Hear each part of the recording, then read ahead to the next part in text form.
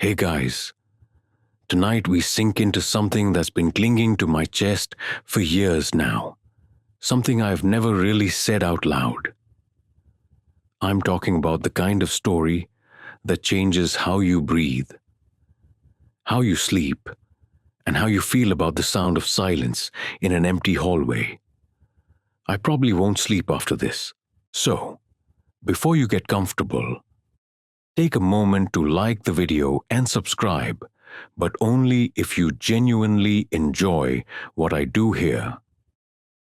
And while you're at it, drop a comment below with your location and what time it is where you are right now. Now, dim the lights. Maybe turn on a fan for that soft background hum. And let's ease into tonight's journey together. It started the first night I moved in. A cheap rental in a small coastal town that had clearly seen better days. The kind of place where salt hangs thick in the air and everything seems to sigh under the weight of history. The landlord, an older woman who seemed more like a shape stitched together by grief than a person, handed me the keys without making eye contact. Just said, "Don't sleep upstairs if the wind turns."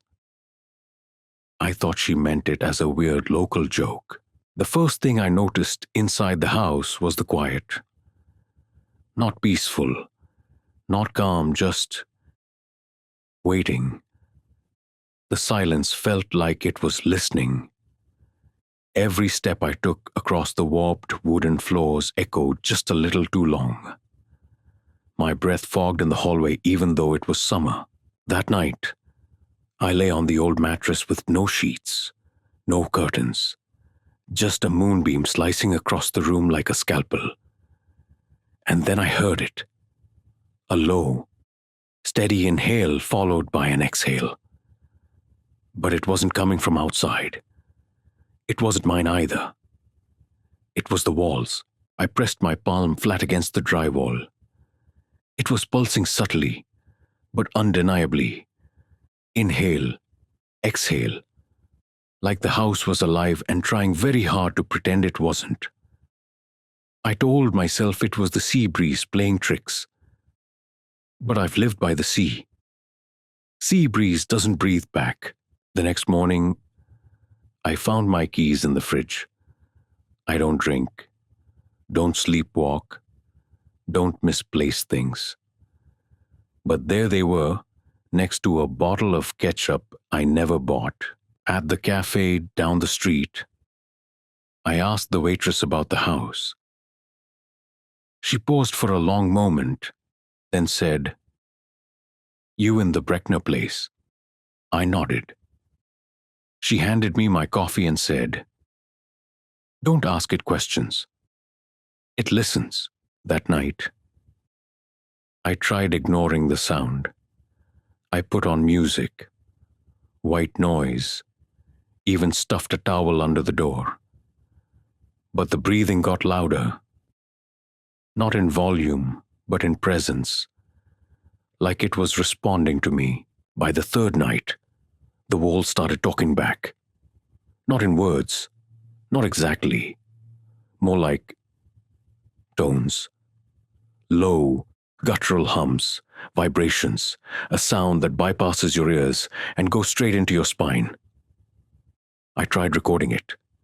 My phone mic got nothing but static, and the sound of my own heartbeat. Except, I wasn't touching the phone when I recorded. I started noticing subtle changes in the house's mood. On humid nights, it groaned, boards shifting like someone pacing upstairs. On colder mornings, I'd find the windows open. From the outside, I found an old journal behind a loose brick in the fireplace. The handwriting was frantic, nearly illegible. But one entry stood out: "She breathes because he buried her in the walls." That phrase haunted me. I scoured old town records. The house had been rebuilt in 1927 after a fire. Before that, it had been a boarding house. Tenants vanished. No follow-up. No investigation. I reached out to a local historian.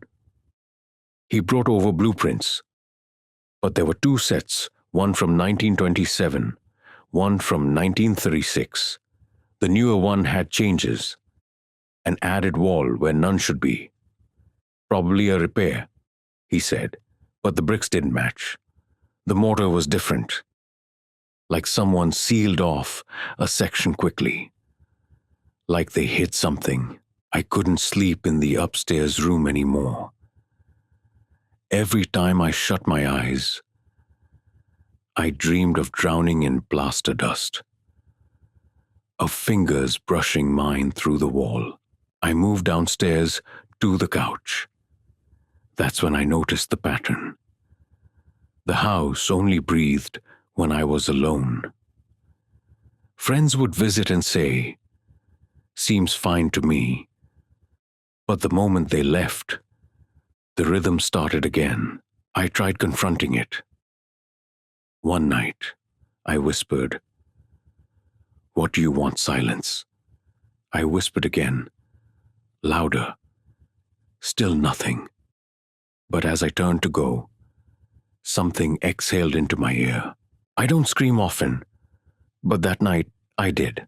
The next morning, there were scratch marks on the inside of the closet door.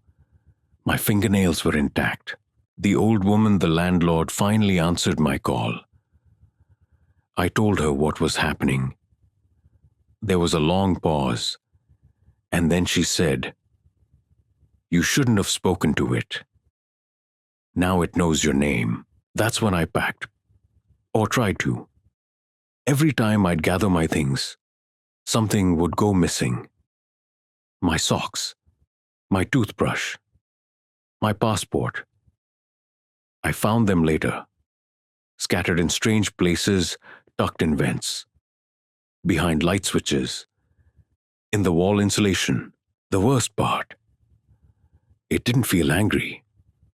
It felt lonely, as if the house didn't want to hurt me. It wanted me to stay.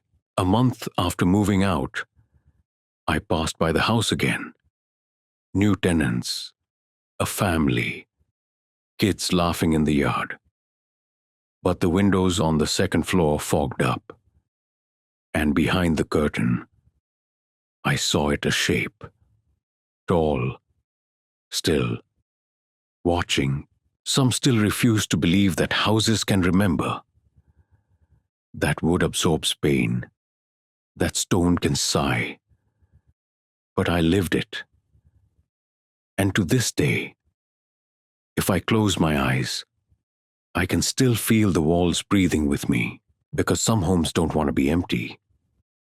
They just want to be loved, even if it means keeping you forever. Story 1, The Locked Nursery Door. It starts with a door. Not a particularly special one, plain wood. Old brass knob, a keyhole, long since rusted shut. But it's the way it sits in the hall. Off-center, watching. A door that seems too intentional for a place that's supposed to be forgotten. I didn't even notice it at first. The hallway upstairs had that familiar old house feel, crooked crown molding, wallpaper peeling like dry skin, and a faint smell of mothballs and lavender. But on the third night, always the third, isn't it? I walked past and noticed something different. The air near it was cold, still, stagnant, like a room sealed for decades. I tried the knob. Didn't budge. Locked. Dead shut. I assumed it was a closet or maybe an old spare room filled with junk. I didn't press. But that night, at exactly 3:12, I heard a click, a soft creak, and the long aching squeal of a door opening. I shot up from the mattress on the floor. My phone read 3:12. The same moment, I stood at the edge of the hallway in the dark, listening. The sound had already stopped. I turned on the light and walked slowly toward the door. It was still closed, still locked, still cold, but something had changed. A faint scent drifted under the door powder, like old baby talc. And I heard the softest sound, not crying, not quite, just a breathy, high-pitched coo. The next day, I asked the landlord about the room. She went quiet, her eyes narrowed as if calculating how much to reveal. Finally, she said, "We don't open that one.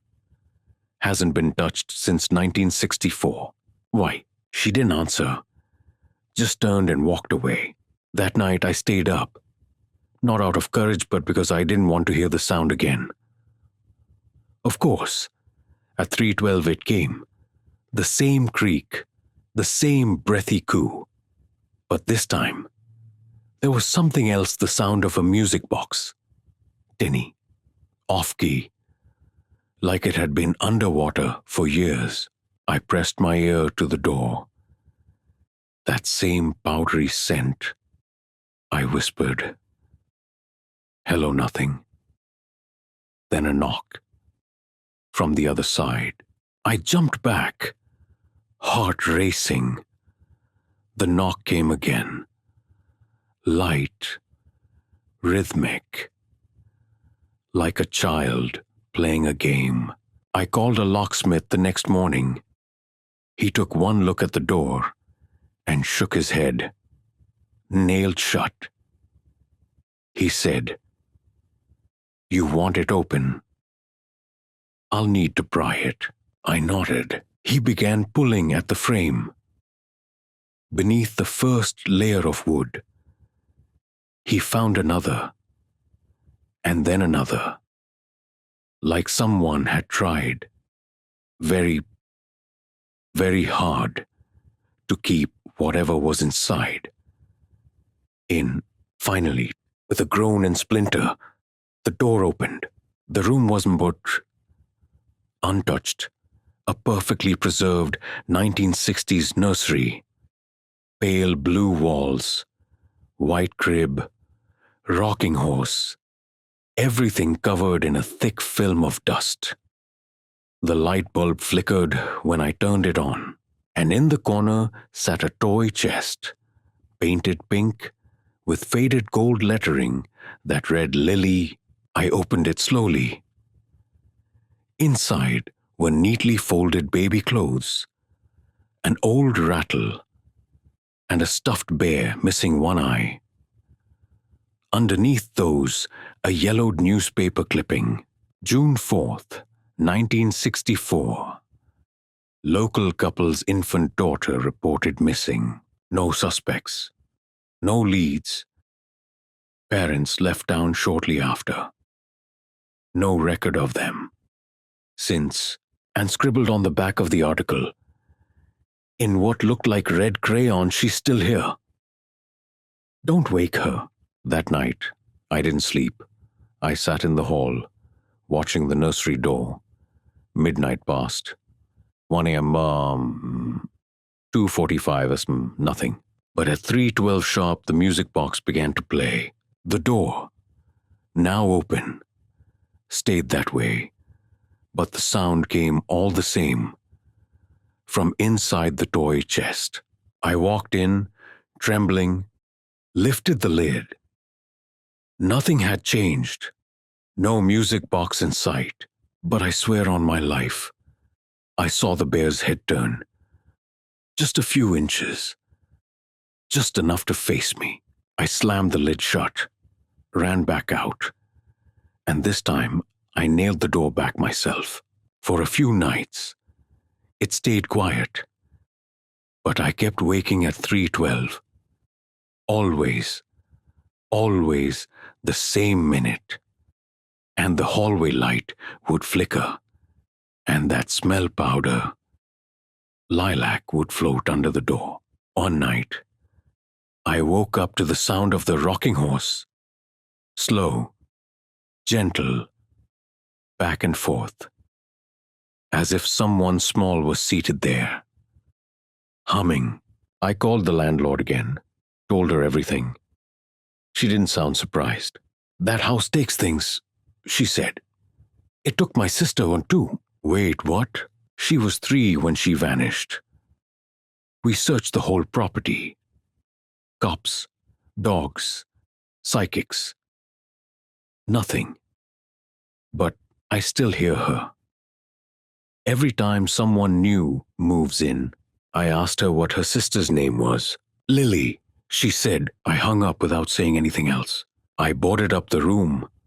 I sealed the door. I moved my mattress to the kitchen.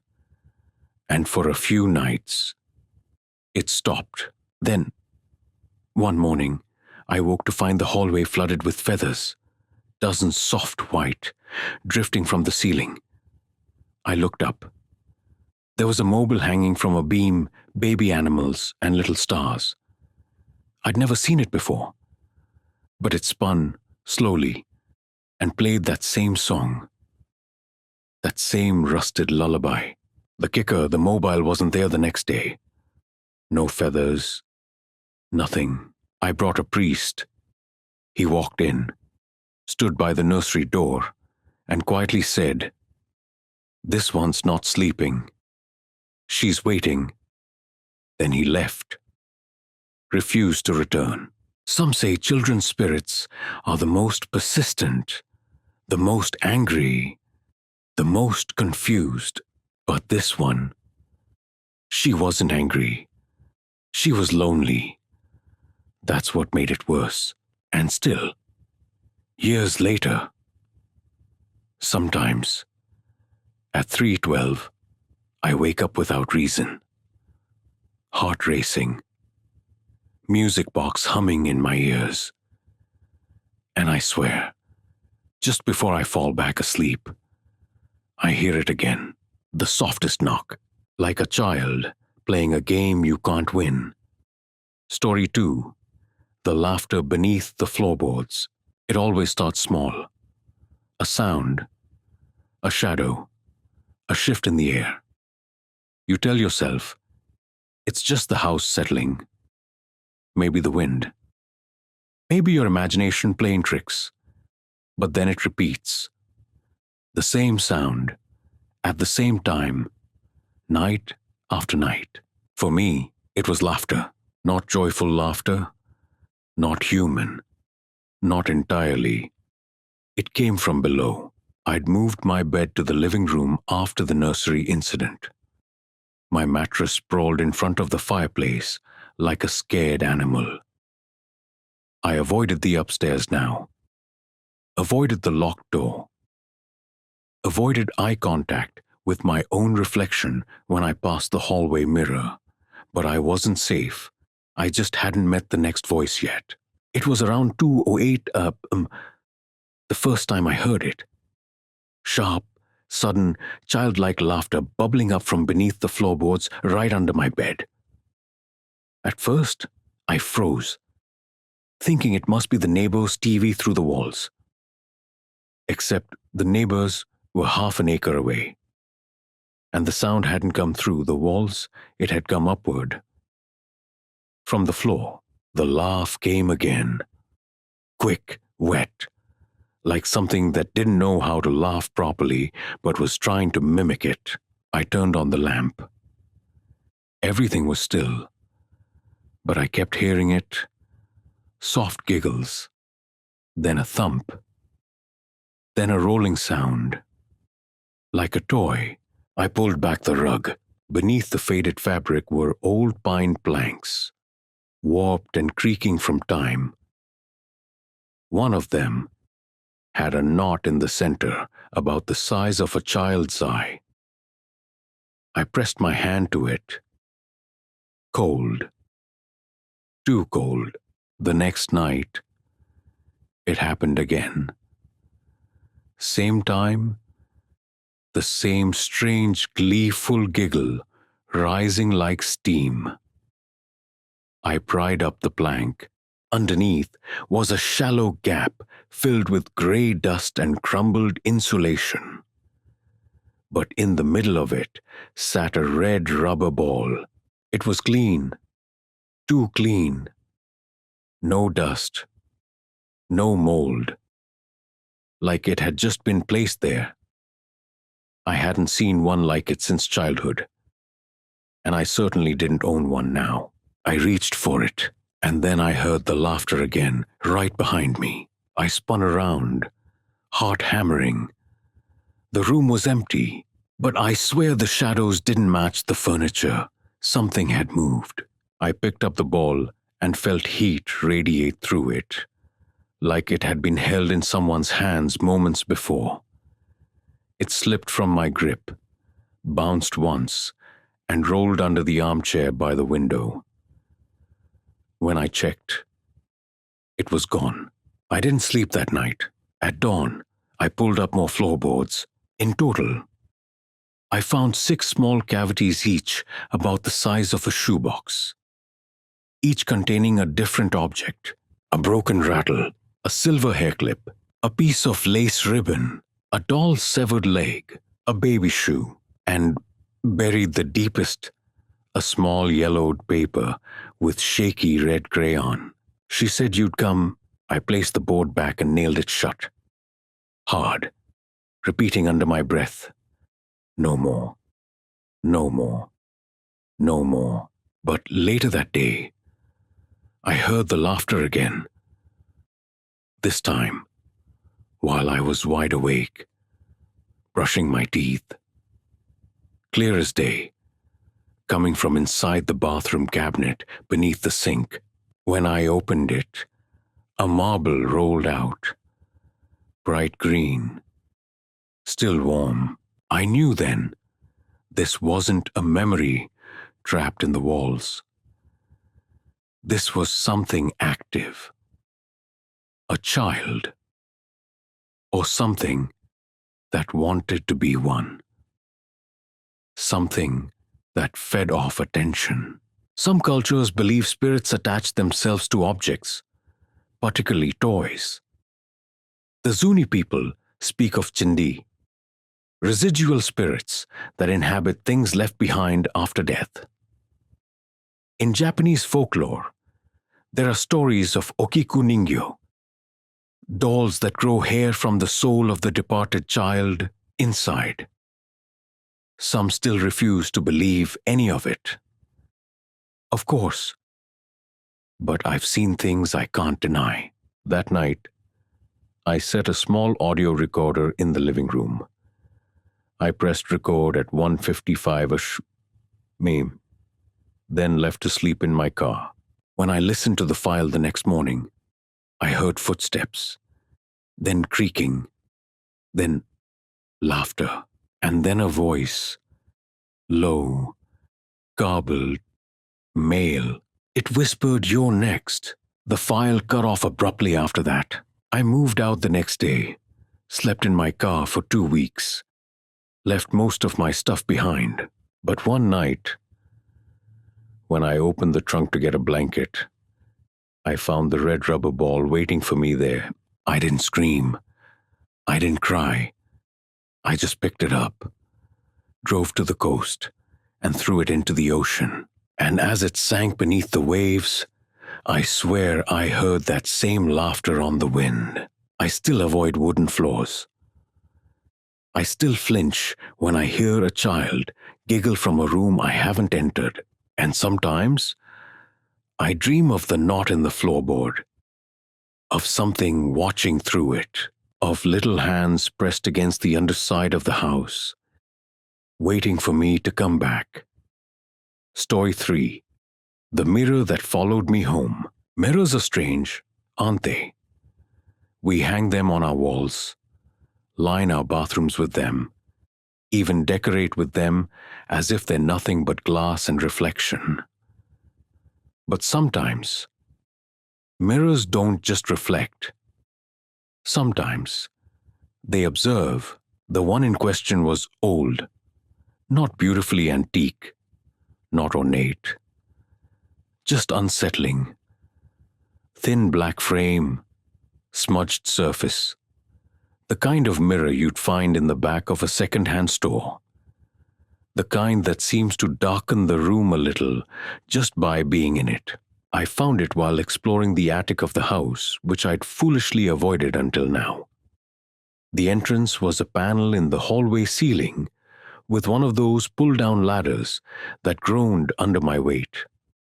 Up there, the air was hot and heavy, saturated with old insulation and the scent of forgotten paper. The mirror sat upright, propped against a crate. I didn't see my reflection in it right away. What I saw first was a flicker-like movement inside the glass that didn't match what I was doing. A delay, or maybe a glitch. But when I stepped in front of it, my face stared back, tired and pale. Normal. I figured it was my imagination. Still, something about it felt wrong. I almost left it. Almost. But something told me to bring it downstairs. I don't know why. I cleaned it up and leaned it against the far wall in the dining room. Mostly just to fill the space. That night, while brushing my teeth, I thought I saw it in the hallway mirror. The edge of it. A trick of placement, I assumed. But when I walked past the dining room, later the mirror was gone. Gone from where I'd left it. It was now leaning against the hallway wall. I didn't move it. I picked it up, carried it back to the dining room, told myself I was tired. Next morning it was in the bathroom.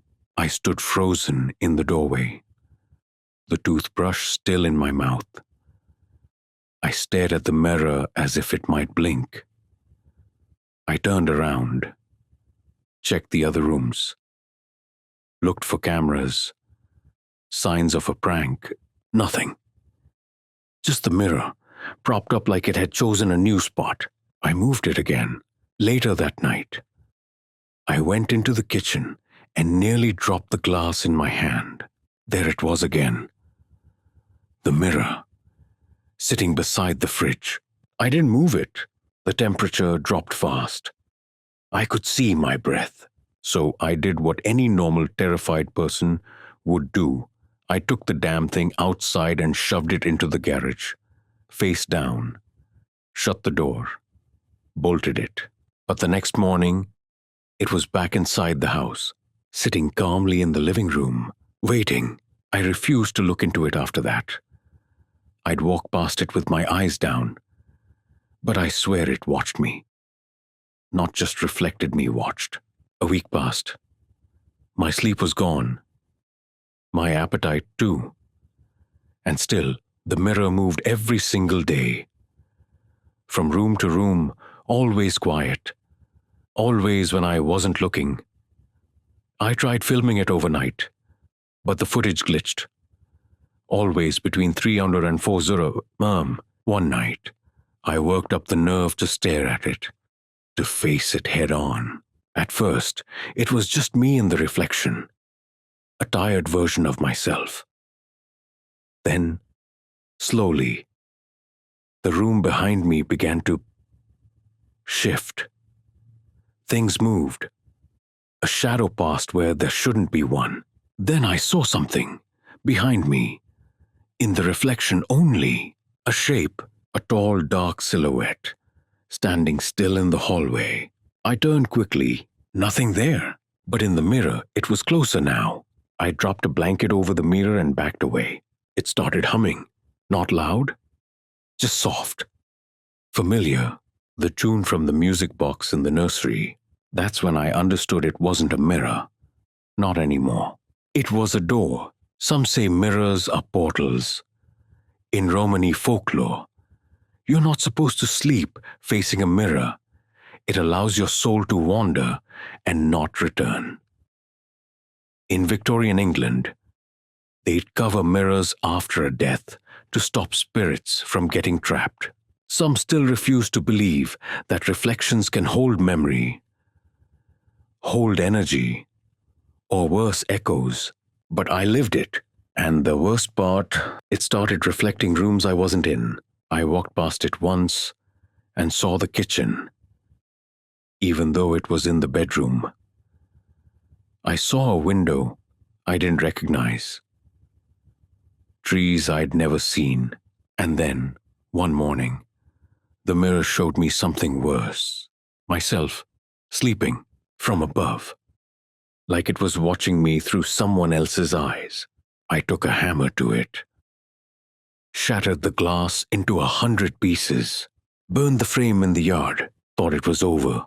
But a week later, as I unpacked in a friend's spare room, I opened a box I didn't remember packing.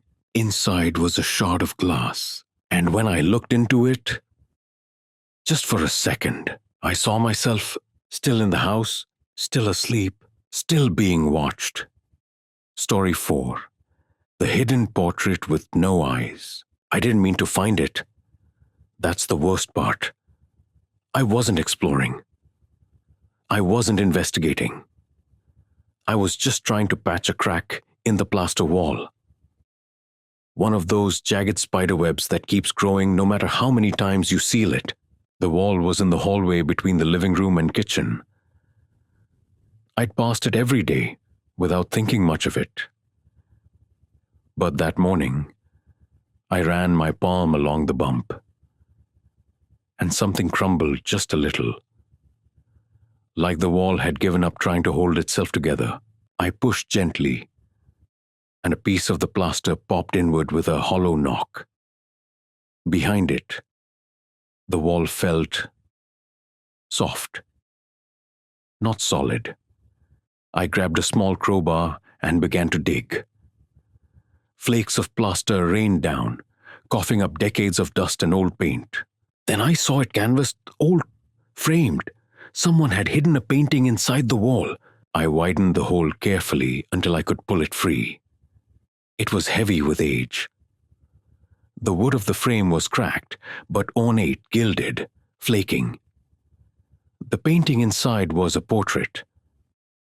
A woman, seated, wearing a long black dress, lace collar, pale hands folded in her lap, but her face, God, her face had been scratched out, not painted over, not damaged by time, deliberately destroyed. The eyes, in particular, had been gouged so violently that the canvas was torn clean through. I felt cold, a deep, crawling cold that wasn't just in the room. It was inside me. The moment I laid eyes on her, I heard a faint sound behind me, a breath. I turned, no one there. I hung the portrait in the hallway. I don't know why. Morbid curiosity, maybe, or guilt. Like I'd disturbed something sacred. She deserved to be seen, even if I couldn't see her. That night, the lights flickered. I heard footsteps upstairs, even though no one had walked there in weeks. But it was the feeling that stayed with me like being watched through fog. Around 3:10, I passed the portrait on the way to the kitchen, and I froze. The tears in the canvas were smaller. I ran my fingers across them. Still torn. Yes, but less so. Like someone had patched them up. Or maybe something behind the canvas was healing. I didn't sleep. The next morning, I avoided the hallway altogether. But eventually, I had to pass it again. The scratches were now barely visible. The torn fabric smoothed like skin under gauze, and now there were impressions, where the eyes had been, not painted, just outlined. That night, I covered the portrait with a cloth. I couldn't bear the thought of it changing while I slept. But around 3 I woke up to the sound of whispering, muffled, coming from the hallway. The cloth was gone. The portrait was uncovered. And now, the woman had eyes. Realistic, piercing, painted with such eerie detail. I felt them latch onto mine. She was staring directly at me. I threw a blanket over it and turned every light on in the house. A local historian later told me that portraits were often buried with cursed families sealed into walls as a way to trap their influence. There was a local superstition, too, that an eyeless portrait is a blind gate until it learns to see again. Some still refuse to believe that painted faces can wake up, that they can watch us back. But some cultures cover portraits during funerals, fearing the dead will claim their images. I believe them now, because the next night I saw movement in the frame, not in the room, in the painting. The woman shifted, just slightly. Her hand, once folded, was now resting on the armrest. Her mouth, once closed, was slightly open. A thin crack between her lips like she wanted to speak. I burned it, took it to the field behind the house, poured gasoline over it, watched it curl into blackened cinders. But 2 nights later, something was hanging in the hallway. A new portrait, not of the woman but of me, sitting in my own hallway, eyes scratched out. Story 5. The basement with moving dirt. The basement had always been uneasy ground. Even in daylight, it felt like a part of the house that refused to settle. The temperature never matched the rest of the home. It was always a little too cold or too warm, like it hadn't decided what it wanted to be. It smelled faintly of rust and something earthier, something older, something I couldn't name. I avoided going down there whenever I could. It was unfinished, cracked concrete floors, warped wooden beams overhead, and light bulbs that buzzed like dying insects. My shoes always felt heavier on those steps, as if gravity had thickened just for that descent. But storm season doesn't ask for permission. That night, lightning stitched the sky open every few seconds, and thunder cracked so loud the windows seemed to flinch.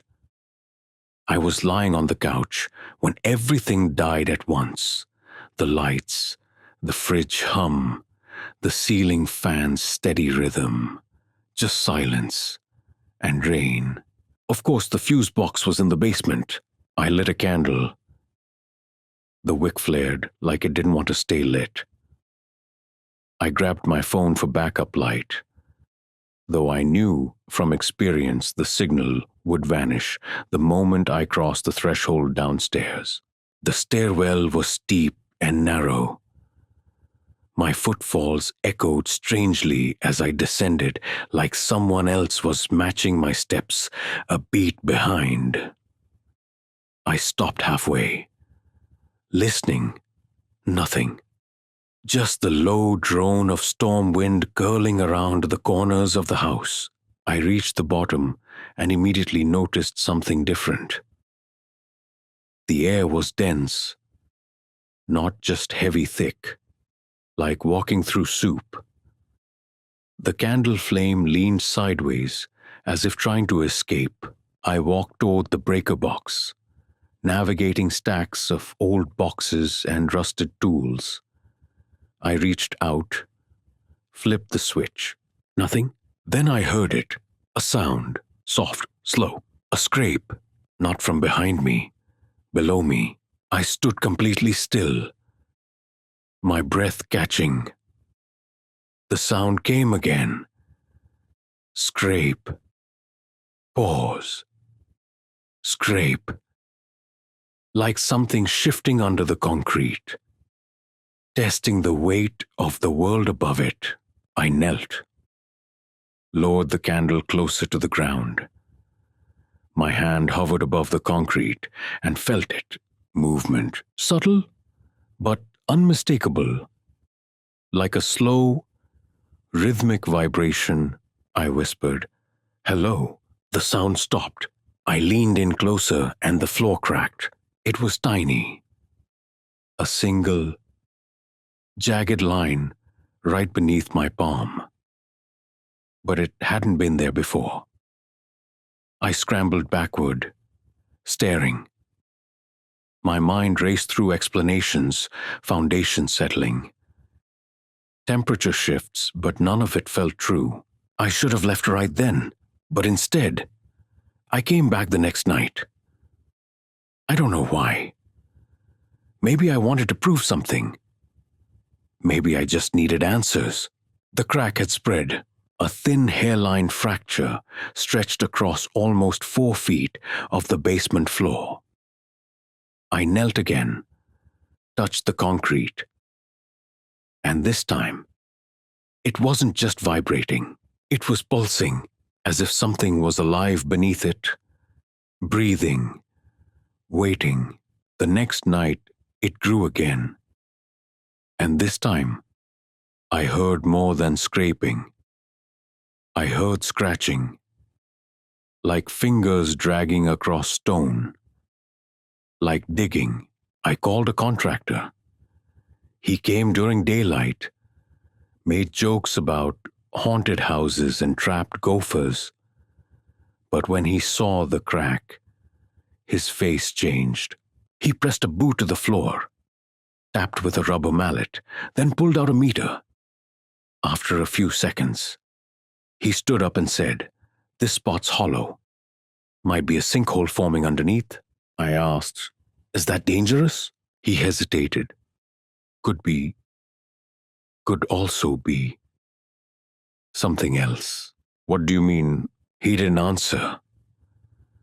Just said, "You might want to call a structural inspector," and left. Quickly. That night I couldn't sleep. Every time I closed my eyes, I imagined dirt crumbling beneath the floor. Something pushing upward. Fingernails scraping closer.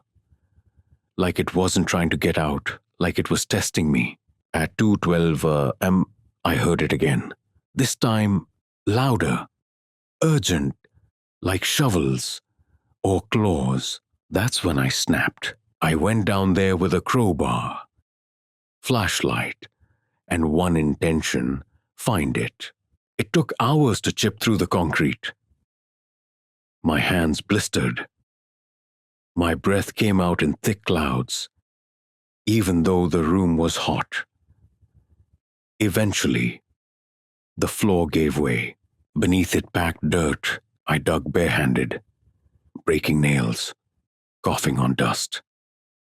The deeper I went, the colder it got. Then I touched something smooth. I pulled. My fingers wrapped around it. A small, rounded object. I wiped it off. It was a jawbone. Human. Tiny. I dropped it. Staggered back. My legs gave out and I hit the concrete. Heart thrumming like a war drum. I called the sheriff. They brought in dogs. Ground-penetrating radar. The works. What they found still haunts me. 5 skeletons. All children. All laid out side by side. Buried beneath the house in a shallow grave. Each one wrapped in decaying cloth. And next to each child, a toy, a wooden horse, a cloth rabbit, a spinning top, a whistle, a red rubber ball. The authorities questioned me for hours. I told them the truth, or at least what I could. They nodded, took notes, marked things down. But none of them could explain how the bones had gone undiscovered for almost a century, or why they were buried facing up. One detective, older, grey-templed, leaned close as I signed my statement and whispered, "Some things don't stay buried, especially when they weren't meant to be forgotten." They sealed the area, hauled the remains out, closed the case as a historical atrocity, probably some long-dead tenant with a sick past. No records ever tied anyone to the crime. But I remember every scrape, every thump, every breath under my feet. And the worst part, after they cleared the basement, it didn't stop. The scratching continued, the pulsing, the waiting. Only now it wasn't beneath the floor.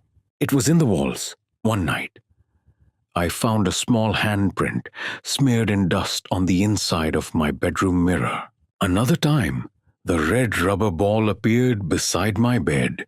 I moved. New town, new home, clean walls, no basement. But sometimes, late at night, I still hear the scrape, and when I press my ear to the ground, I feel it, still digging, still rising, still coming home. Story 6.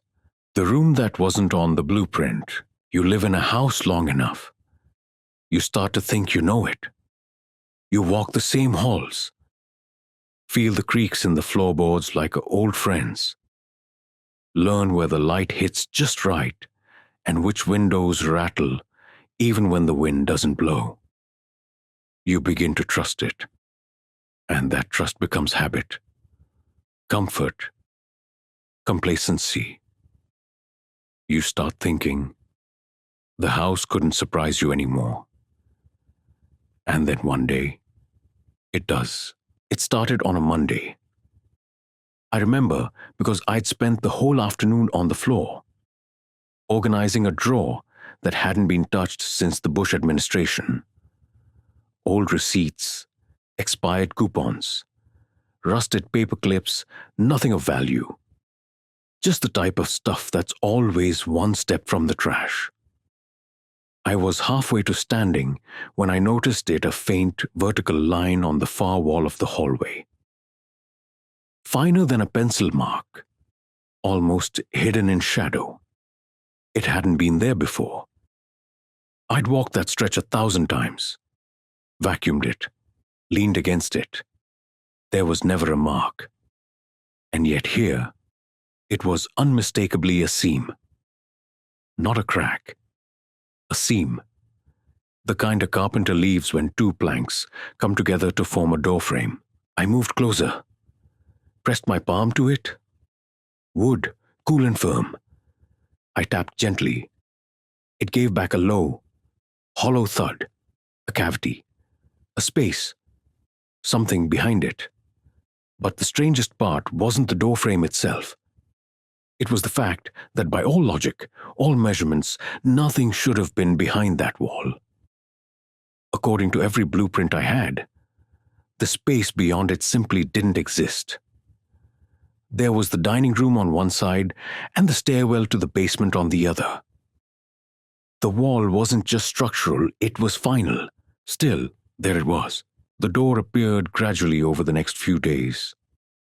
First the outline deepened.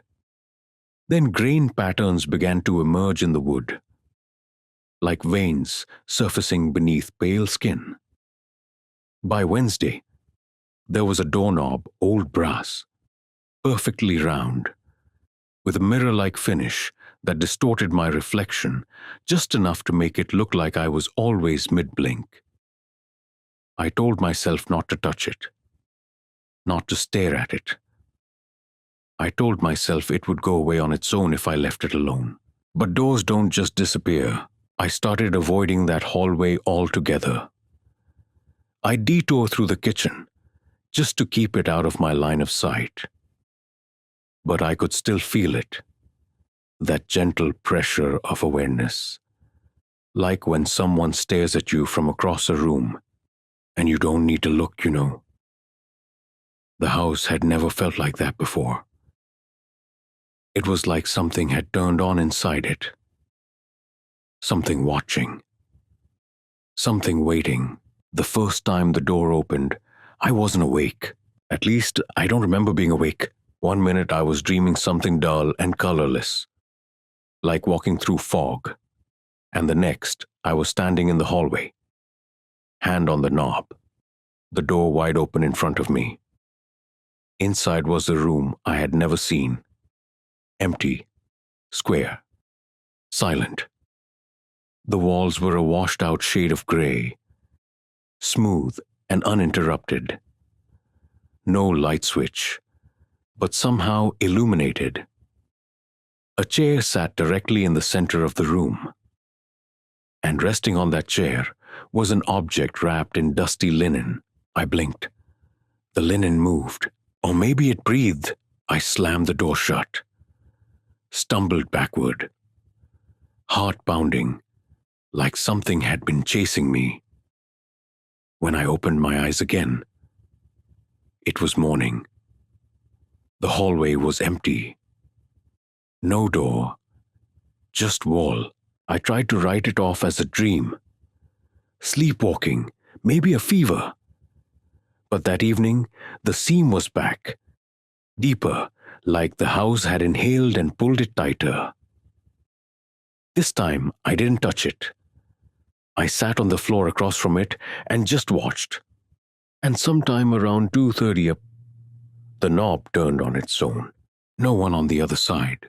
Just slow, deliberate rotation. I ran. The door never fully opened again, not without my help. But it didn't need to. Every time I passed it, it called to me. Not in words. Just an urge. A thought. What's behind it? What does it want to show me? Why you? Of all people, I began dreaming of it. Worse, I began dreaming inside it. The room stayed the same each night. 4 walls, no windows. A light bulb swaying overhead from a long fraying wire. The chair always in the middle. And always something new on the seat. Once, it was a pile of teeth, child-sized, yellowed, chattering without noise. Another time, it was a music box, the same tune from the nursery, playing itself. And once, it was a photograph, black and white. A woman holding a baby, face hidden by a wide-brimmed hat. The baby stared directly into the camera. I don't know how I knew it, but I felt it. That baby was me. I never woke from those dreams naturally. Something always pulled me out. A loud noise, a hand on my shoulder, the sensation of falling. Each time, I'd wake in a new part of the house, the hallway, the kitchen sink. Once on the stairs, with a cut on my palm and dust beneath my fingernails. And the door would always be closed again. One morning, I gathered the nerve to tape it. I set up a small camera, pointed directly at the wall, pressed record, and went to bed. When I checked the footage the next day, the file was corrupted. Not gone, just warped. The audio fizzled like boiling water. The video flickered between frames of static and black. But at exactly 3 urish emmi oshimuham, a single clear frame appeared. It was the room. The door was open, and something was sitting in the chair. It looked like me, but it wasn't me. The posture was wrong, the limbs too long, the smile stretched. I closed my laptop and cried. I wanted to leave, pack a bag, drive away, abandon everything. But the road out of town was flooded from 2 weeks of storms. My car wouldn't start. My phone battery drained inexplicably every night. It was like the house didn't want me to leave. And then the photos started, tucked under my door. slid between pages of books I hadn't touched in years. Inside sealed boxes, always grainy, always angled from above. Me, sleeping. Me, brushing my teeth. Me, standing in the hallway looking at the door. Some still refuse to believe that space can fold, that a room can exist inside a lie, that you can be living your entire life right beside something that should not be. But I do. I've been in that room, and I think, sir, I never really left. Sometimes I catch myself mid-thought, staring into the hallway mirror. I look fine. I move normally, but there's a subtle delay in the reflection. A flicker, a blink out of sync, a breath too late. What if I never got out? What if I'm the version that stayed? What if every time I sleep, the room opens again, and something steps through into my life and puts me back in the chair? Because now, even with the walls bare again, the seams gone, the house repainted and bright, I can still hear it sometimes. A light bulb humming behind the drywall, a breath in a room that doesn't exist. And when I wake, I check my phone. No alarms, no calls. Just one new photo in my gallery. Me, sitting in the chair, smiling. Story 7. The woman in the red chair. You don't notice the chair at first. That's how she works. Quiet, subtle, like a thought you almost remember, but can't quite place. You pass the hallway on your way to the kitchen, or maybe to the bathroom, and something in the corner of your vision twitches. The eye flickers, trying to make sense of it. Your mind tells you nothing's there, because that's what it told me too. But your body knows. You pause, feel the invisible weight settle across your shoulders like wet cloth, and the cold seeps in beneath your skin.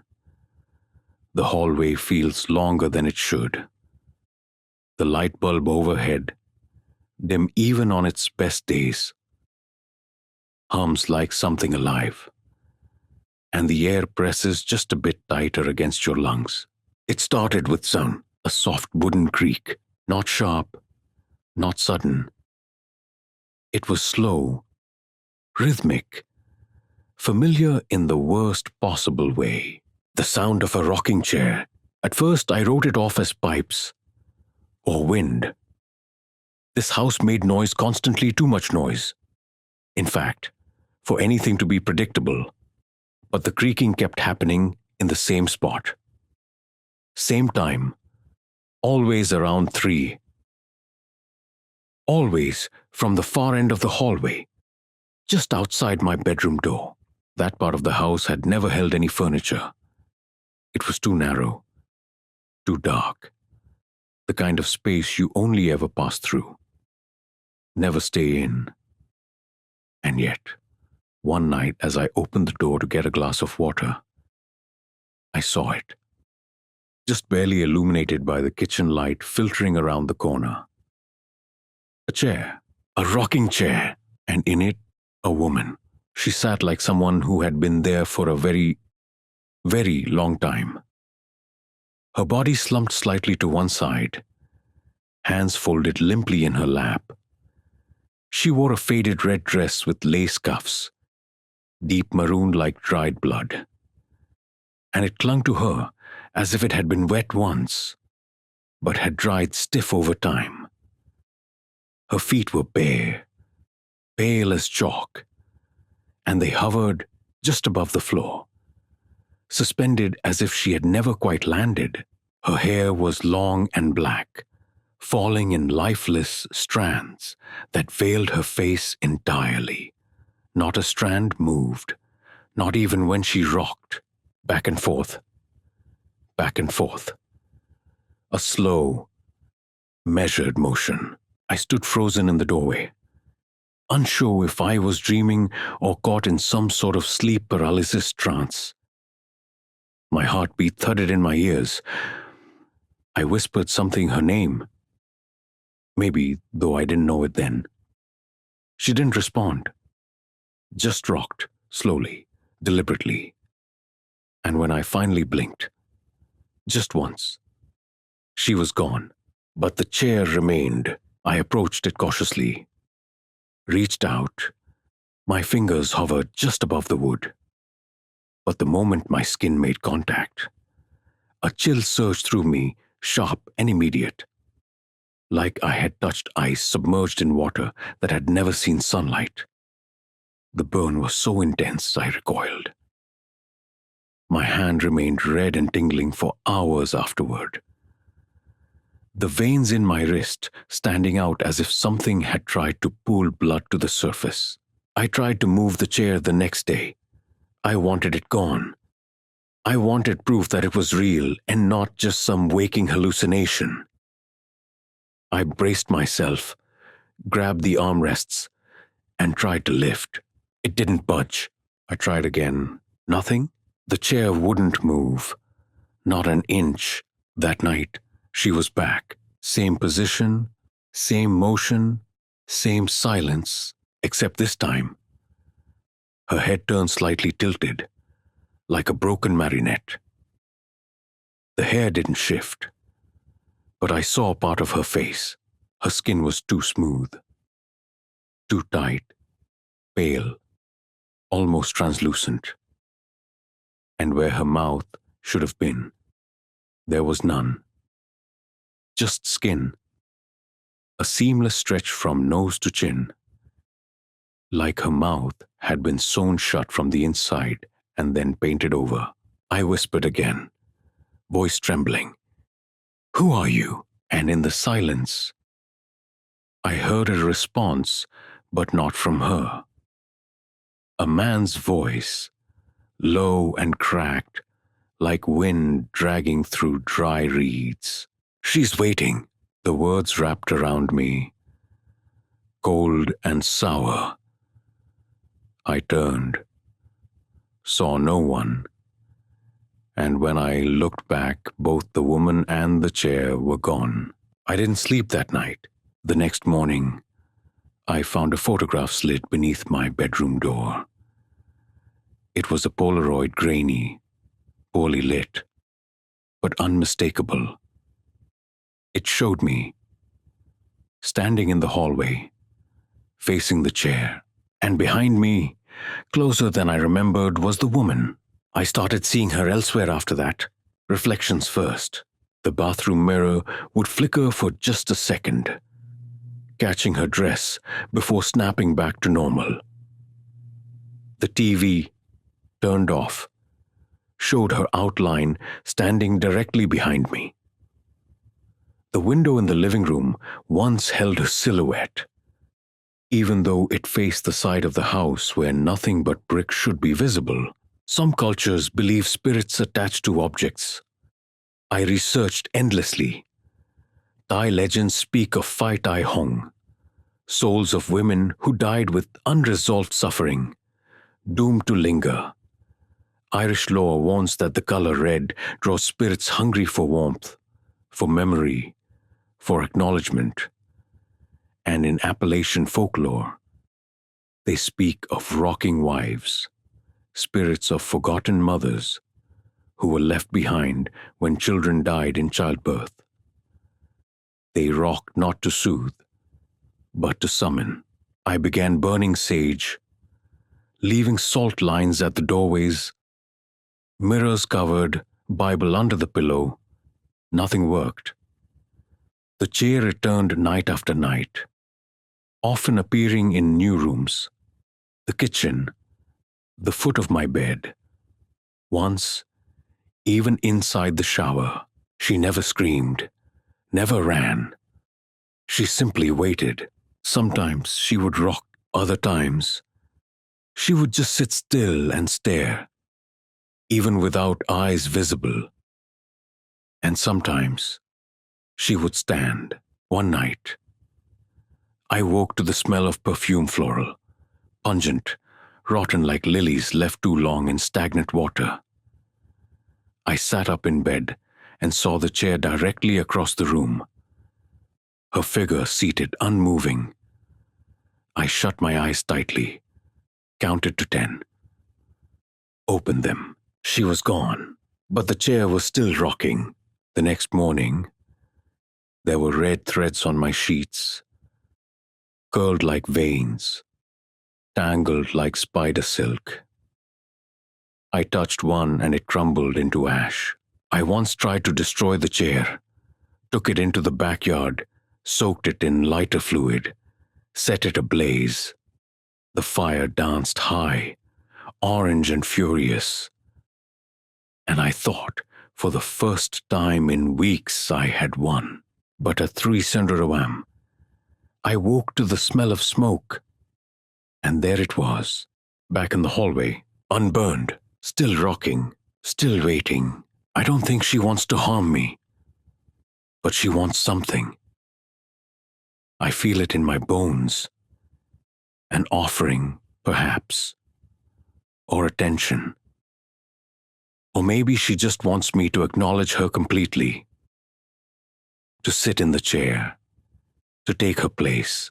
Last night, I found the chair in my bedroom, facing the bed, empty, but beside it, folded with care, was the red dress, clean, fresh, laid out like a uniform, and written on my mirror, fogged from the inside, were 3 words. Sit with me. I don't know how much longer I can resist. Story 8, The Doll That Wasn't Mine. I've never liked dolls. Even as a kid, they creeped me out, the plastic faces, the frozen smiles, the eyes that didn't just seem to follow you but seemed to judge you. I never owned one, not even the ragged, harmless kind. So when I first saw the porcelain doll in my hallway, standing upright against the baseboard near the stairwell, I knew immediately that it didn't belong to me. I live alone. I don't entertain guests with children.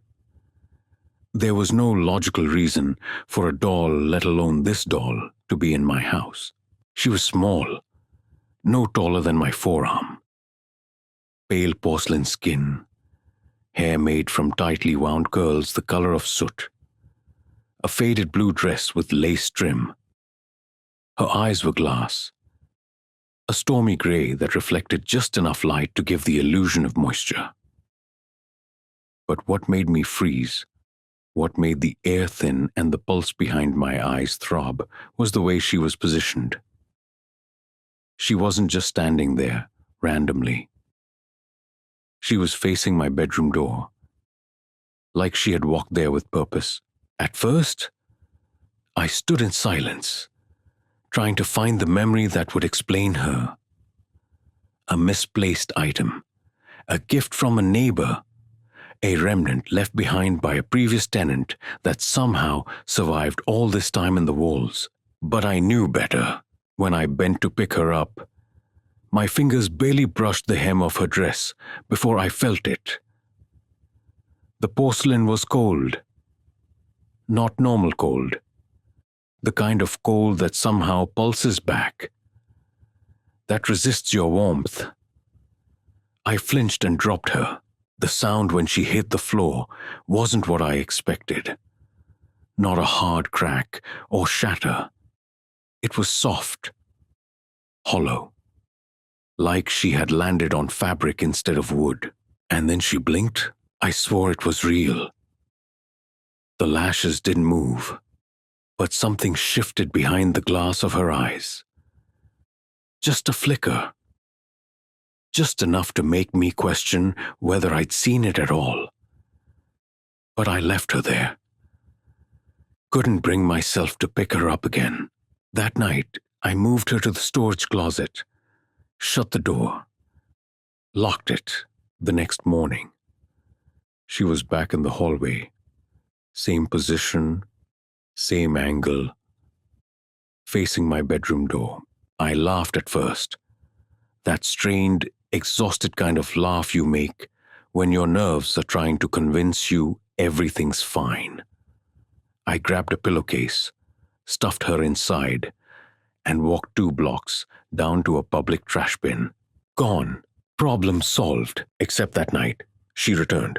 I woke up at 3:04 a.m., throat dry, head fogged with half-formed dreams, and felt the unmistakable sensation of being watched. My room was still. The shadows were thick, but the streetlight outside cast just enough glow to paint faint shapes along the wall. And there she was, at the foot of the bed, not on the floor this time, perched neatly atop the comforter, arms folded, eyes open, staring. I didn't move, didn't blink. I just watched her for what felt like hours. At some point, sleep took me again, not out of peace, but out of pure exhaustion. When I woke, she was gone, but the pillowcase I had used to throw her away was lying on the floor, inside out, and something had written a single word on the mirror above my dresser, using what looked like finger smears. Mine. From then on, she became a fixture. She moved every night, sometimes to the top of the stairs, sometimes to the kitchen counter. Once, I found her sitting in the bathtub, facing the drain. Each time she got closer. One night, she appeared on the pillow next to me. Her eyes were closed, but as I stared, they opened. No movement, no transition, just open. Some cultures believe dolls can become vessels, containers for unresolved energy, for spirits too fractured or too angry to move on. In Haitian Vodou, there are objects prepared to attract the loa, spirits who exist between the living and the dead. In Japanese folklore, Okiku Ningyo are dolls possessed by the souls of children who died tragically, often said to grow hair or whisper their names at night. But this doll didn't whisper. She simply existed. One morning, I tried taking her apart. I wore gloves, laid her on a towel, and unscrewed her head. Inside, where I expected hollow porcelain, there was fabric, stained, wet, wrapped tightly around something too dark to identify without cutting. So I did. I sliced the fabric open. Inside was a single tooth, human, small, and beneath it, folded like a pressed flower, was a piece of paper. On it, scrawled in red crayon, "I'm lonely." I buried the doll in the woods that same day, 6 feet down, covered her with rock and earth and salt. I didn't sleep that night, waiting for her return. But she didn't come back. Not the next day. Not that week. I started to breathe again. Cleaned the house, burned incense, set up mirrors facing every corner. 2 weeks later, I received a package in the mail. No return address, no stamps, just my name. Inside the doll, clean, untouched, eyes open, and a note pinned to her dress. Now we both know what it's like to be left. Story 9. The stains that won't stay gone. At first, it looked like nothing. Just a smudge. The kind you get when you lean against a wall with a dirty hand or when old paint begins to sweat the years through its layers. A brown streak, faint and short, trailing upward from the baseboard beside the stairwell. I paused when I saw it, mostly out of idle curiosity. The house was old, nearly 100 years, if the records were to be believed. And that sort of age comes with an expectation of cracking plaster, creaking steps, and strange stains that appear where no hands have ever touched. I took a cloth and wiped it away without much thought. It vanished easily, leaving the paint just a little cleaner than before. I didn't think about it again until the next morning. The mark had returned, Not exactly the same. This time it was longer, more deliberate. Two streaks, side by side, faint but unmistakable, like someone had placed a hand against the wall and dragged their fingers upward before pulling away. I stood there, blinking at it, trying to rationalize. Had I missed a spot? Had it bled back through from something beneath the paint? Maybe there was mold, or rot, or some reaction in the materials used decades ago. Something chemical, something mundane. I scrubbed again. This time harder. The cloth turned brown, though I couldn't tell if it was dirt or old pigment.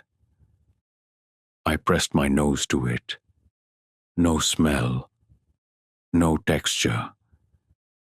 Just a mark. The wall stayed clean until nightfall, and then it came back. Only now, it was bigger. The handprints started to take shape, real ones. Not just streaks or stains, but impressions. Full push, 5-fingered smears. One near the baseboard. Another higher up, at shoulder height. And they weren't random. They were patterned, always climbing upward. As if something was hauling itself along the wall, one hand at a time. By the end of the week, the staircase wall was littered with them, each mark slightly darker than the last. A deep reddish brown that reminded me too much of dried blood. I told myself it was rust from a nail. Maybe iron bleed from the frame behind the wall. But deep down, I knew it wasn't. These weren't abstract blotches. These were hands. Deliberate, pressed, hungry. I repainted the wall. One coat, then 2, then 3. It worked temporarily. For a few days, I walked past it without incident. Then one morning, as I turned the corner on my way to the kitchen, I caught a glimpse of something out of place. I stopped, there, in the exact same spot as the very first mark, was a new stain, fresh, sharper. I ran my fingers over it. Cold. Too cold for a house that had the heat running all night. That's when I noticed the fingerprints. Not just a smear this time. No. These had detail. Ridges, whorls, the kind of patterns you'd find on a forensic lab report. The realization made my stomach twist. I was no longer dealing with an old house groaning through its age. Something was using the walls, leaving prints, a record of movement, or a warning. The next day, the prints had moved to the ceiling. 1 pair, then 3, all spaced as if crawling. I called a contractor. He came, looked things over, poked the drywall, made comments about insulation. I asked him directly if he'd ever seen anything like this before. He paused. You ever seen mold climb? He asked. No, I replied. Me neither, he said. That was the last thing he said before excusing himself and never returning my calls. I tried everything. Soap, bleach, vinegar, magic erasers. I bought the most expensive primer on the market paint that promised to seal out fire, mold, rot, and time itself. But the wall didn't care. Whatever lived in it, whatever moved through it, came back, always at night. At first, it was only one wall, then another, the hallway outside the bathroom, the wall beside the mirror in the living room, my bedroom ceiling. Everywhere I looked, more handprints, bigger now, more detailed, the skin pattern visible, faint wrinkles at the knuckles. Some even showed scarring. One had a jagged missing fingertip. Another looked broken. The fingers bent at unnatural angles, and always pointed toward me. I woke one night to a sound. Not a bang or crash, just a steady dragging, like something soft but heavy was sliding across the wall. I turned on the lights. Nothing there. But the prints were darker and closer. I began documenting them, taking photographs every night before bed, logging where each hand had been. The next morning, they would have moved. Some vanished. New ones appeared. I sent the photos to a paranormal forum. A few people offered advice. Salt, mirrors, smudging. One person simply replied, "If it reaches your chest height, move." By then, the prints had already reached the crown molding. The scratching began a week later. Not on the walls this time. Inside them, a soft scraping at first, then a dragging, then knocking. Always 3 taps, spaced evenly. Deliberate. I tried to ignore it, until one night I heard the knocking. From behind my headboard. I moved the bed the next day. There was a handprint on the wall, pressed hard, indented into the drywall, as if someone had pushed with all their strength, trying to come through. I called a priest. He arrived, looked once at the marks, and didn't speak for a full 5 minutes. When he did, he only said, "This is not something I can move. It wants you to let it in." "What do you mean?" "It's not the house," he whispered. "It's you." I didn't understand at first. Then I started hearing my name whispered from behind the walls. Once, while brushing my teeth, the mirror fogged up on its own. A message appeared. "You opened the door." I hadn't, not knowingly, but maybe I had in some small invisible way. Some believe spirits need permission and emotional opening. A moment of despair. A whisper offered in loneliness. And I'd given all of those. The knocking changed after that. Louder. Faster. Sometimes from the ceiling. Sometimes from inside the closet. Once, terrifyingly, from beneath the mattress. The walls bowed outward one night. I swear they breathed. I moved in with my sister for a week.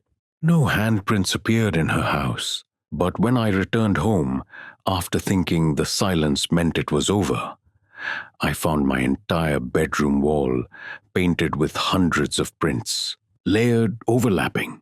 Not just hands, feet, fingers, faces, pressed into the paint, like something had tried to push through the very fabric of the room.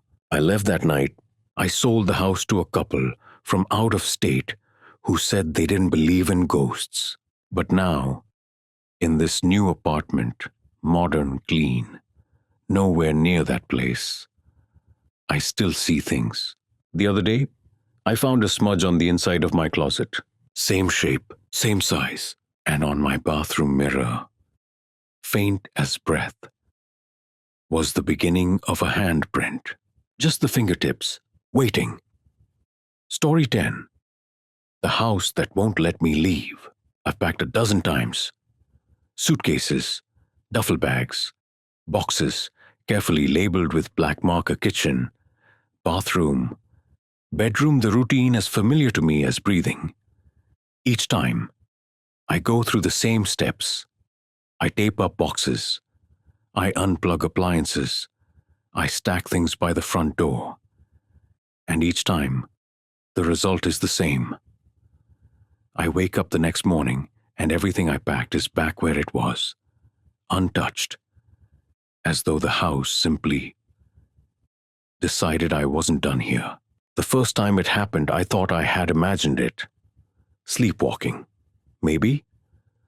Some confused haze of exhaustion that led me to unpack everything in my sleep. I even checked the timestamps on my security cam app.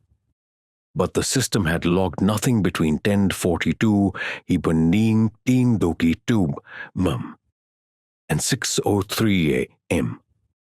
A blackout in the footage, like the house had reached out and smothered the camera's eyes. I gave it a week, and then I tried again.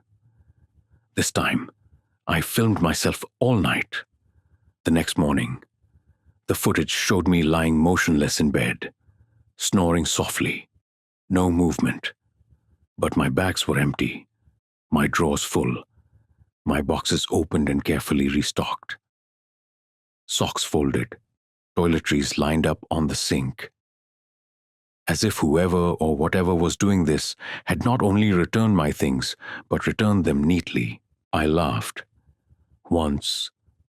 That unhinged, breathless laugh that doesn't feel like it comes from your mouth. It felt like the house was tidying up after me. Like it was saying, "You're not going anywhere." I started testing it. I hid small items, keys, wallet, passport in places I'd never use.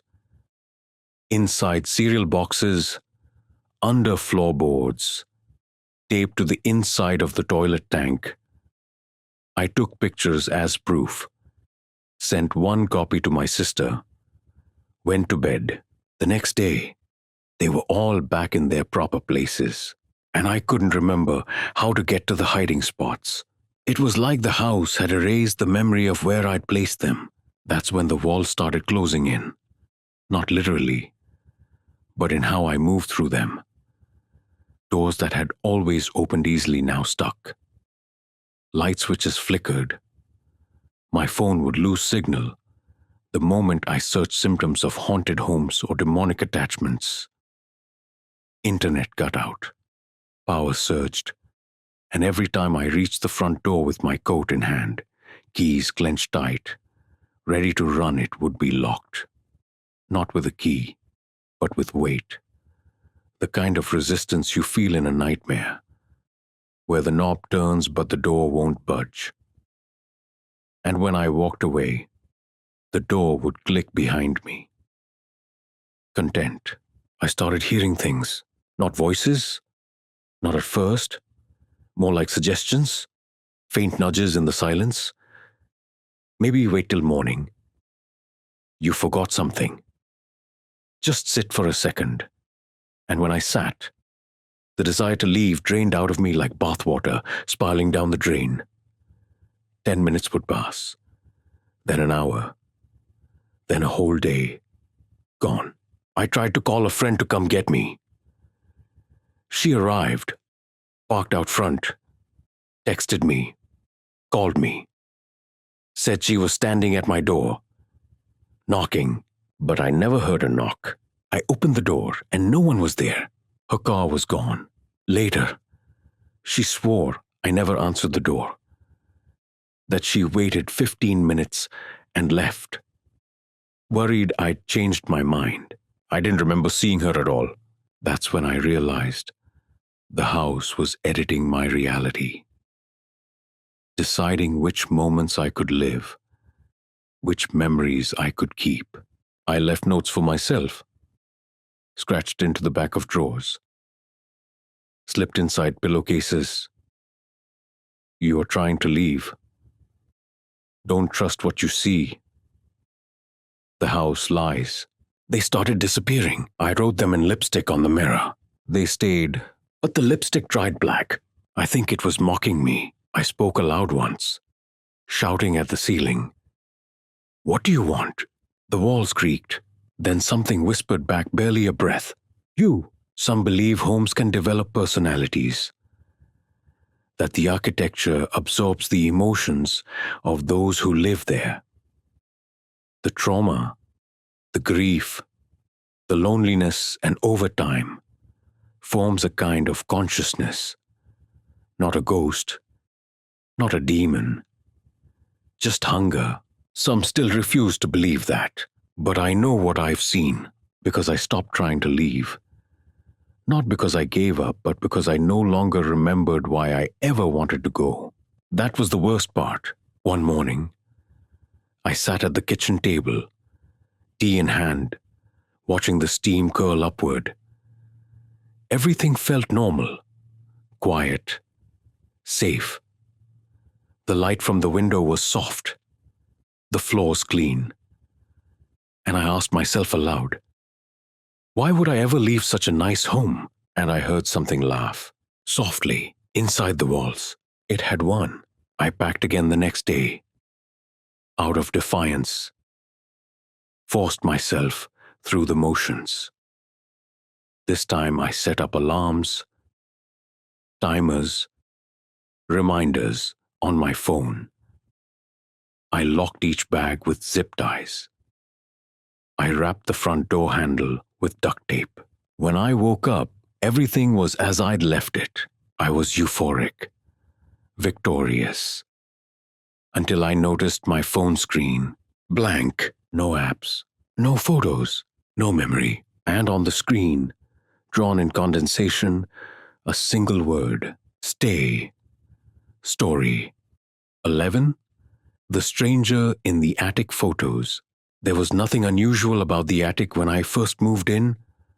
Dusty, sure, crammed with boxes and forgotten furniture, cobwebs hanging like tattered curtains from the exposed beams.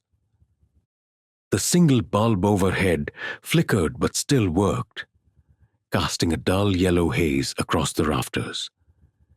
It smelled of mothballs and mildew, the scent of time compressed into insulation and wood. I only went up there to stash away some old photo albums and the kind of junk you don't need but don't want to throw away. I never expected it to become the center of everything. I found the first photo purely by accident. It had slipped behind a loose board in an old cedar trunk, hidden among brittle pages of a journal that belonged to someone named Francis. The picture was black and white, curled at the edges, showing the attic as it looked decades ago. Same rafters, same trunk, same bulb. Except in the background, standing just beyond the reach of the light, was a figure. At first, I thought it was a trick of the shadows. But the more I stared, the more detail emerged. A man, tall, slender, dressed in a dark coat, no face, just a void, like his head had been smudged by an unseen thumb. He stood with his hands folded in front of him, perfectly still, almost reverent. I thought it was odd, maybe even staged. But then I found another picture, and another, each one from a different era. Judging by the fashion, the film type, the faded ink on the back, each one taken in that attic, and in every single one, he was there always in the background, always in the same posture. Never closer, never farther. Just there. I spread them out across the floor and counted 14 in total, spanning over 60 years. The pattern chilled me. Who was taking these? Why had they all been left behind? And how was it possible that this man, this thing, had not aged, had not changed? I did something then that I should not have done. I took a photo of the attic myself, just one, snapped with my phone. No filters, no tricks. And when I looked at the image seconds later, my breath caught in my throat. He was in it, standing in the far corner, exactly as before, but I had been alone. I triple-checked the attic, every corner, every shadow, even opened the old trunk again. Nothing. Just dust and silence. I deleted the photo. That night, I dreamt of the attic, except it wasn't dusty anymore. It was pristine, polished beams, fresh paint, light spilling in through a window that didn't exist in real life. And in the center stood the man. He didn't move, didn't speak, but when I looked down at my hands, they were holding a camera, and I was taking his picture. I woke up sweating, heart racing. The image still burned behind my eyes. The next morning, I received an email from an address I didn't recognize. No subject line, no text, just a single attachment, the photo I had taken in the attic, the one I deleted only now. The man was standing closer. I checked my phone. The image wasn't there anymore. But when I opened my laptop again, the desktop background had changed to a new picture. Me, sleeping in bed, and in the background, visible in the crack of the closet door, stood the man, facing the camera. Some say spirits can imprint on objects. That photography, by capturing energy, can sometimes preserve what the eye doesn't see. In 19th century spiritualism, it was believed cameras could reveal spirit presences lingering near the dead. Others say demons attach to acts, not items, and that the simple act of looking is enough. I wanted to believe it was a trick, some hacker, some prank, but each time I tried to leave the house, something stopped me. Emails from strangers would arrive, always with photos attached. Me in the attic, me reading in the living room, me brushing my teeth, all taken from behind, always with him in the background. I tried to get help, showed the photos to a friend. He laughed. At first said it was clever editing, but that night, he called me, his voice shaking. I saw him. He said, in the mirror, standing behind me. I looked away and he was gone. But I felt him. 2 days later, my friend was found in his apartment. No signs of violence. No marks. Just gone. Like he'd faded. At the foot of his bed, taped to the floor, was a printed photo of me in the attic with the man beside me, closer than ever. I stopped taking pictures, stopped using mirrors, covered my phone's camera, shut off my laptop. But it didn't help. The house had learned me. Now the man doesn't wait for photographs. Now I see him standing in doorways, reflected in windows. I see him even with my eyes shut. And sometimes, when I close them, I feel a hand on my shoulder, gently guiding me to look. And when I do, he's there, closer than ever. Story 12. The room that rebuilt itself. It was supposed to be a simple renovation. The guest room had always been a little off-cold, oddly proportioned, with a sloped ceiling that made the whole space feel like it was sinking into itself. I thought, maybe if I opened it up a bit, knocked down the wall separating it from the old linen closet, I could create something usable, a proper office, or maybe a second bedroom. I never expected that the room would resist. The first sign came when I brought in the contractor. He took one look around and frowned. "Something's not right with the measurements," he said, tapping his laser tool against the wall. "This side is longer from the inside than it is from the outside. That shouldn't be possible." I laughed. Old house charm, but the look in his eyes wasn't amused. He took the measurements again. "Same result.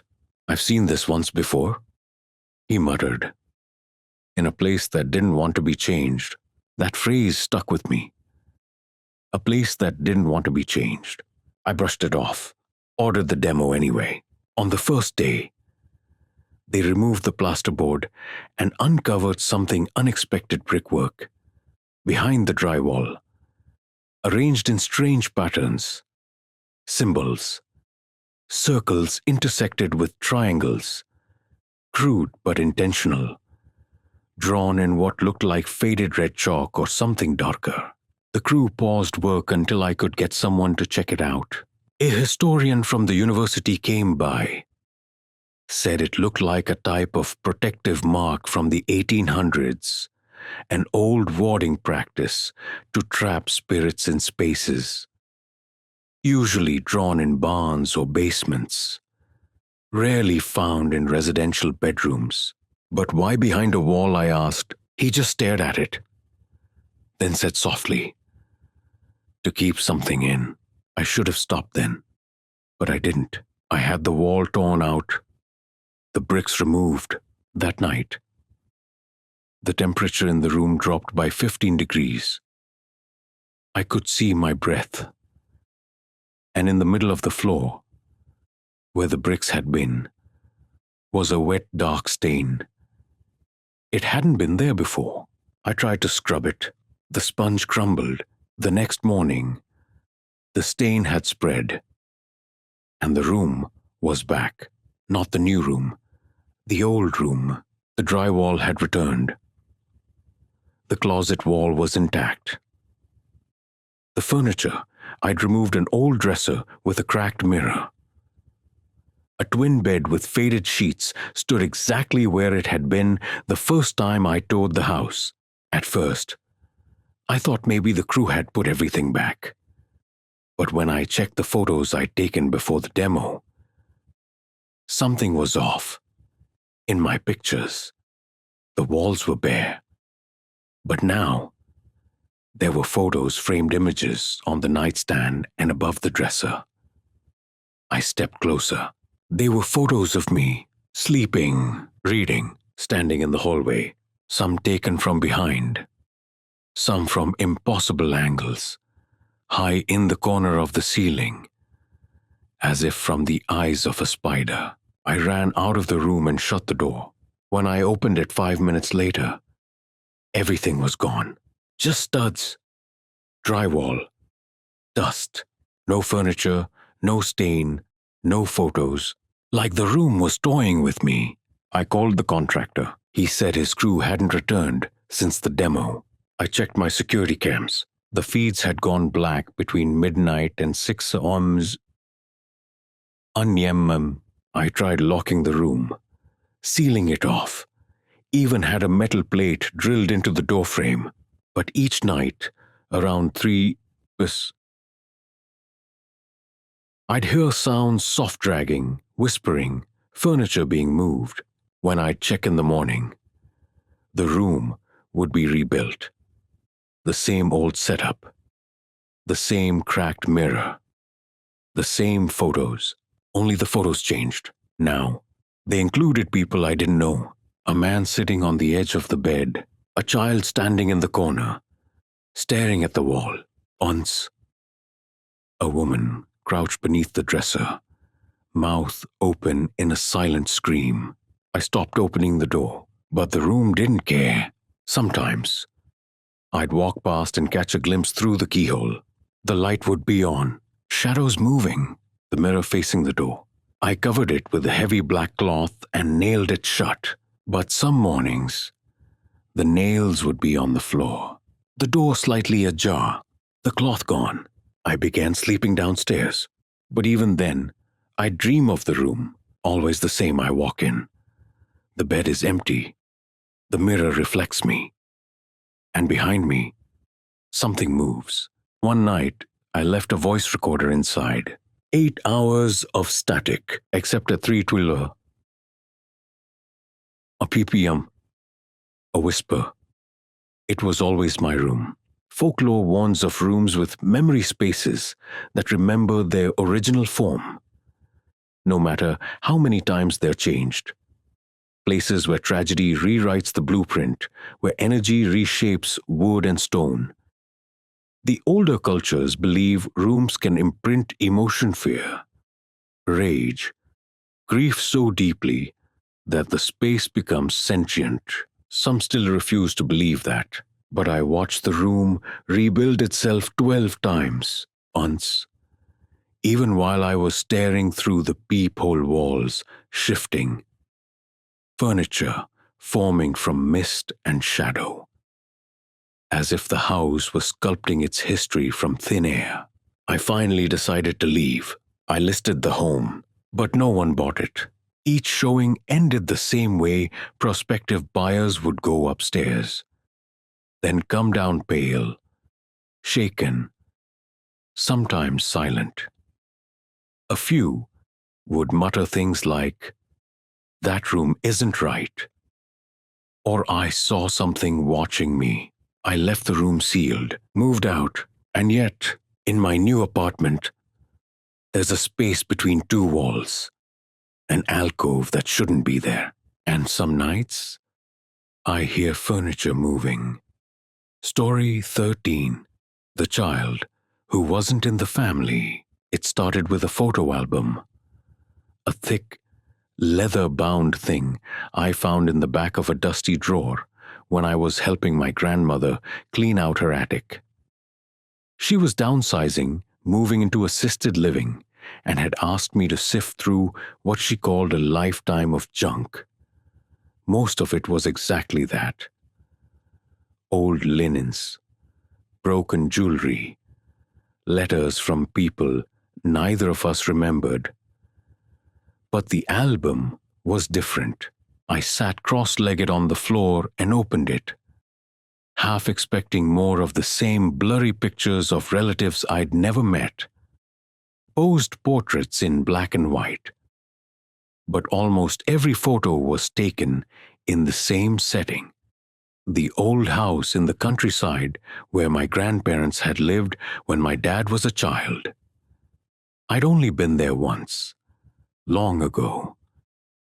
A creaky place with drafty windows and long, crooked hallways that always felt a little colder than they should have been. In nearly every photo, there was a boy. He was in the background at first, barely visible, blurred just beyond the frame, standing on the porch, peeking out from behind a tree, sitting 3 steps up on the staircase while the rest of the family posed. But he was always there. And here's the thing. No one ever talked about him. I showed the album to my grandmother and asked who the boy was. Her hands trembled slightly as she turned the pages. "I don't know," she said after a pause. "I've never seen him before." "But he's in all of these." I pressed. "You don't remember him?" She shook her head. "We only had one child." "Your father?" I checked the dates written in faded ink on the back of the photos. Many were taken years apart, but the boy never aged. Same solemn face, same striped sweater, same 2 large shoes. I started to feel cold, just looking at him. "Maybe he was a neighbor," I offered. My grandmother gave a weak smile. That house didn't have neighbors. That night, I couldn't sleep. I kept thinking about the boy. His eyes dark, wide, always staring straight at the camera, like he knew I would be looking someday. I tried showing the album to my dad. He stared at the photos for a long time before saying, "That house was strange." "What do you mean?" "I used to hear things," he said. "Footsteps, laughter when no one was there, doors that would open and close. I always thought it was just the house settling." He paused, then added, "But sometimes, at night, I'd feel like someone was watching me, breathing behind the wall. I used to think it was just in my head, until I saw him." He didn't need to say who. I asked him what happened. He shook his head. He wanted to be part of the family. That's what I remember most. He'd sit in the corner during dinner, never said a word, just stared. And if you tried to talk to him, he'd smile, but his mouth didn't move right, like he was learning how to smile. I felt something twist in my gut. Why didn't you ever tell anyone? He looked down. I did. They didn't believe me. Then one day, he disappeared. I thought it was over. Until now, that night, I dreamed of the boy. I was in the old house again, walking down the hallway. The floorboards groaned beneath my feet. The lights flickered. And then, he stepped out from one of the doorways. Slowly, head tilted. I still live here, he whispered. I woke up gasping. The next day, I went back to the album. The boy was gone. Every photo erased. The backgrounds looked slightly off, blurred edges, warped shadows, like someone had scrubbed him out with invisible hands. I thought I was losing my mind. But then I noticed something else.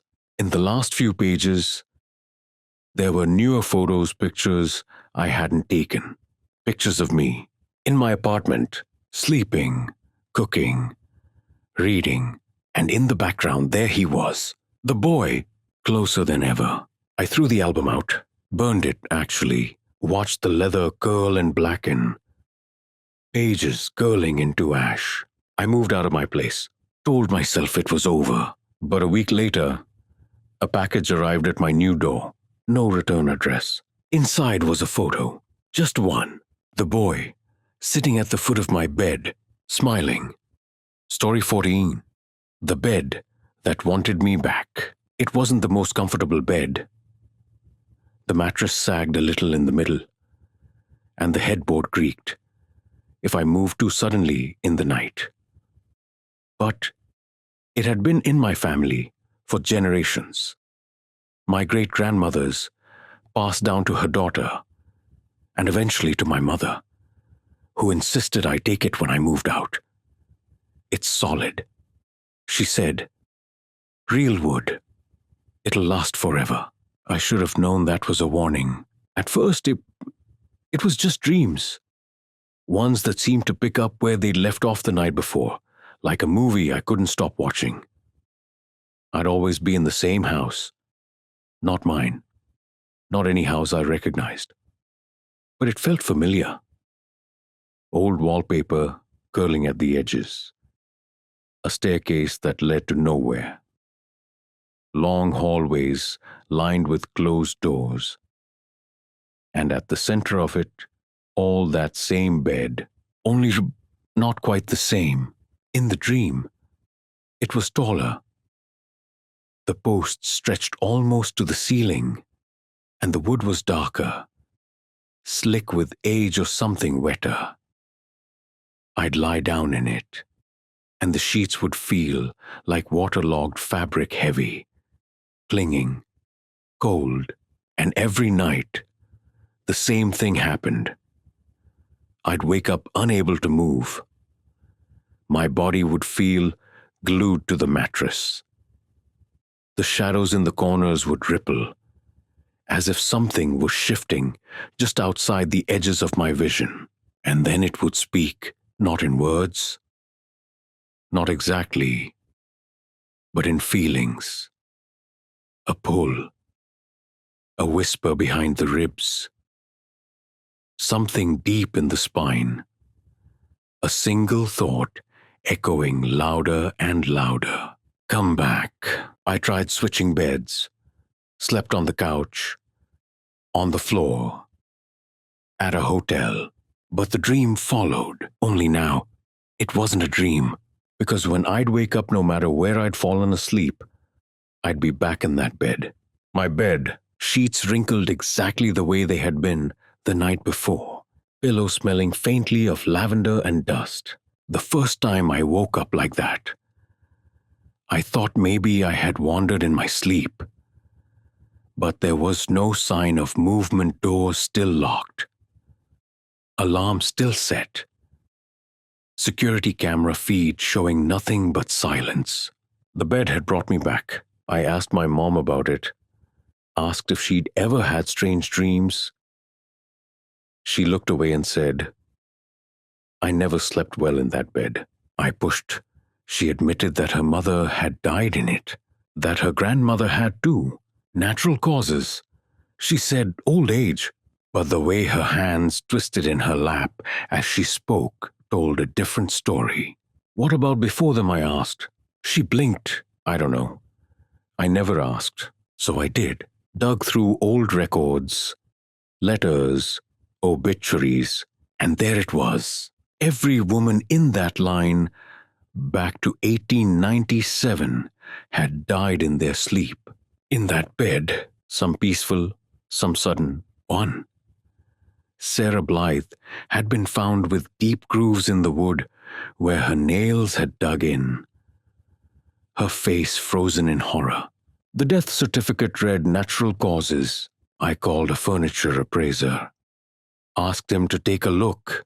He ran his hand over the wood, whistled. "This is a deathbed," he said, half joking. "What do you mean?" "These were common in the 1800s. They'd use them to lay out the bodies for wakes. This one might have seen dozens of deaths." I told him the history. He laughed nervously. "Well," he said, "some folks say things can hold memories. Wood absorbs energy. Maybe this one absorbed a little too much." I listed the bed for sale the next day. No one bought it. Every time I uploaded a photo of it, the file would get corrupted, glitched, warped.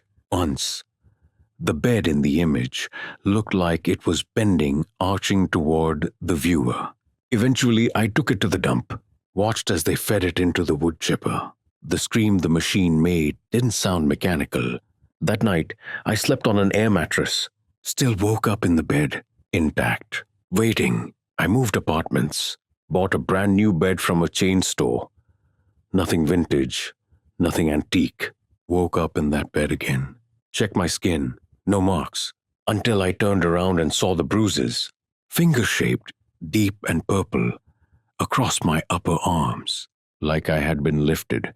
Some cultures believe a soul can be tied not just to a place, but to an object, a bed that has witnessed death over and over. Might not just remember the people who died in it. It might try to replace them. Some still refuse to believe that, but every night, the dream returns, and every morning, so does the bed. I've tried fire, salt, rituals. It only laughs now, softly. In the springs, like the bed breathes. And one day, I won't wake up. Not because the bed took me, but because I gave up fighting. Because the warmth of it, the familiarity is starting to feel like home. Because it whispers, "You were always meant to stay." The house is quiet now. Outside, the night air hangs still, thick with the hush that only comes after everything stops moving. A breeze touches the curtains, soft as breath, lifting the edges like ghostly fingers. Somewhere in the distance, a floorboard groans a tired, aching sigh of old wood long settled into place. You feel it too, don't you, that lingering presence? Like something unseen, just turned the corner of your mind and paused. Waiting? Let it go. Let the stories fade into the dark. Just shadows slipping back into corners, creaking stairs returning to silence. The whispers behind the walls. They're just dreams now, fluttering back into whatever world they came from. Even the bed, its voice dimmed, its hunger soothed, lets you rest. For just a moment, breathe in the stillness. The light is low, golden and hazy. The window is cracked, letting in that soft hum from outside, the chirp of distant crickets, the rustle of leaves, the gentle whir of a fan spinning slow. Curtains sway, the room sighs, the stories sleep, and so should you. Close your eyes. You're safe. If something watches, let it. If something waits, let it wait. You're not alone, but tonight, that isn't frightening. It's comforting. familiar, like a heartbeat in the walls or a lullaby in the wind. Sleep now, before the stories return, before the floors shift again, before the bed remembers. Sleep well.